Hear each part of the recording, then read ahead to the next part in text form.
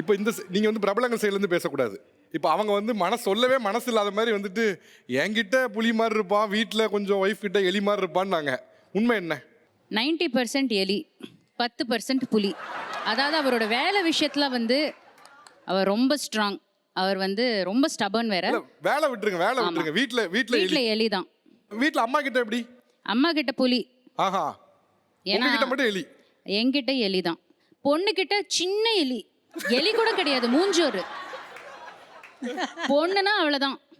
பரவாயில்ல, நீங்க தான் நம்ம ஷோ குடும்ப ஃபோன் புரிஞ்சுக்கிட்டு குடும்பம் வந்திருக்கீங்க பாத்தீங்களா? உண்மையிலே பாராட்டுறவங்க நான். வீட்டில் அம்மா வந்து சொல்லிட்டாங்க அப்பா வந்து எனக்கு எலி தான் அப்படின்னு. ஆனா உங்ககிட்ட இன்னும் குட்டி எலி அப்படின்னாங்க. உங்ககிட்ட அப்பா எப்படி? நான் என்ன சொல்றேனோ அதான் பண்ணுவாரு அப்பா. ஆஹா. ஆமா. வீட்டில் நீங்க வைக்கிறதா சட்டமா? ஆமா. உண்மைதானே அதெல்லாம்? இல்லை உண்மைதான்.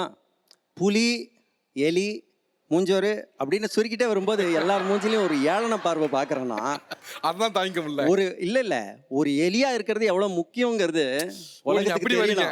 ஆமாம், அதாவது ஸ்ட்ராங்காக இருக்கிறது வந்து ஒரு நல்ல ஸ்டீல் ராட் மாதிரி ஸ்ட்ராங்காக இருக்கலாம். ஸ்ட்ராங்காக இருக்கிறது காற்று மாதிரியும் ஸ்ட்ராங்காக இருக்கலாம். ஓகே, ஒரு ஸ்டீல் ராட் வச்சு அடித்தா நிறைய விஷயத்தை உடைக்க முடியும். ஆனால் ஸ்டீல் ராடும் அப்பப்போ உடஞ்சி போயிடும்.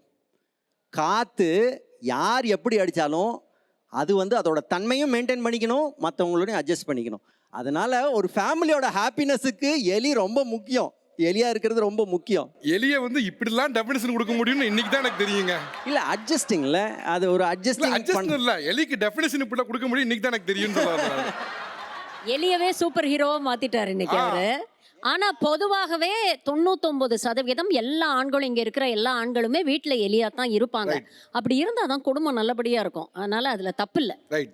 ஓகே, வேற உங்கள் வீட்டில் இருக்கக்கூடிய பிரபலம் புலியா எலியா? என்கிட்ட புலியா தான் இருப்பாங்க, பசங்க கிட்ட எலியா தான் இருப்பாங்க. அத்தாடியா, உண்மையாவா? இல்ல சில நேரத்துல புலியா இருக்கேன், சில நேரத்துல எலியா இருக்கேன். சார், அவங்களுக்கு ஏதாவது பர்மிஷன் வேணும் நம்மக்கிட்ட அப்படின்னா எலியா மாறிடுவாங்க. மேடம் சொன்ன மாதிரி மூஞ்சூராவே மாறிடுவாங்க. ஒரு எக்ஸாம்பிள் சொல்லுங்களேன். இப்போ எந்த விஷயத்துலலாம் ஃப்ரெண்ட்ஸோட வெளியில போறதுக்கு, அப்புறம் வந்துட்டு லாங் ட்ரிப்லாம் பிளான் பண்ணுவாங்க. எலியா மாறிடுவாரு. ஆமா, அப்பெல்லாம் வந்துட்டு எலியா மாறிடுவாங்க. அப்புறம் பசங்க கிட்ட அப்படிதான், அவங்க ஏதாவது கேட்டாங்க, அவங்கள மிரட்டுவாங்க. அவன் ஏதாவது தப்பு செஞ்சுட்டா மிரட்டுவாங்க, அடிப்பாங்க, உடனே போய் கொஞ்சிடுவாங்க. அப்போ அவனுக்கு அது என்ன மிஸ்டேக் பண்ணோன்னே தெரியாது. அதனால அப்படி செய்யாதீங்க அப்படின்னு சொன்னால் கேட்க மாட்டாங்க, அப்படியே தான் செய்வாங்க. ஓகே, மனைவி கிட்ட எலியா இருந்தால் நல்லா இருக்கும் நினைக்கிறீங்களா, புலியா இருந்தால் வாழ்க்கை நல்லா இருக்கும் நினைக்கிறீங்களா? இல்லை சார், நான் மட்டுமே கிடையாது சார், உலகத்தில் இருக்கிற எல்லா ஹஸ்பண்டுமே வந்து வீட்டில் வந்து எலி குட்டியாக தான் சார் இருக்கணும். இருந்தால் நல்லது.